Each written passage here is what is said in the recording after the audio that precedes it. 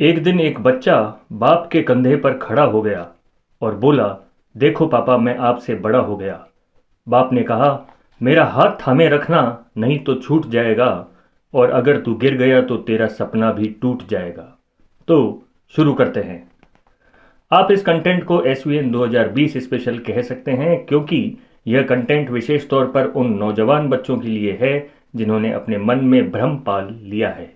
बेशक हर बाप चाहता है कि उसका बेटा हर वो काम करने के काबिल हो जाए जो एक बाप अपनी ज़िंदगी में नहीं कर पाया, और हकीकत तो ये है कि जब बेटा अपने बाप से ज़्यादा काबिल हो जाता है तो सबसे ज़्यादा खुशी भी बाप को ही होती है।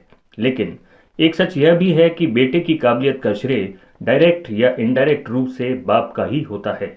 यहाँ कहने का मतलब ये नहीं कि माँ की भूमिका को अनदेखा कर रहे हैं, लेकिन टॉपिक के हिसाब से बात सिर्फ बाप और बेटे की है।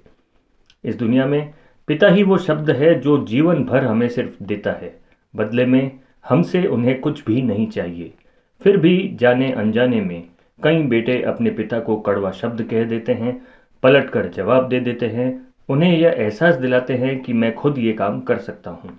और एक पिता नम्रता से बच्चे के इस भ्रम को स्वीकार कर लेता है, बच्चे के कठोर बर्ताव को सहजता से अपना लेता है। इस कंटेंट की शुरुआत में कही गई 4 लाइनें अपने आप में हर बेटे को हकीकत समझा रही है। तो हर होनहार बेटे से हमारा यही कहना है कि जिंदगी एक सीधी लकीर का नाम नहीं है। इसमें ऐसे ऐसे मोड़ आते हैं जहां सिर्फ पिता का तजुर्बा और उनकी समझ ही काम आती है।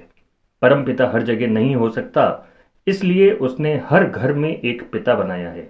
उस परम पिता से प्रार्थना करने की जरूरत नहीं है, इस पिता से सिर्फ निवेदन कर देना काम हो जाएगा।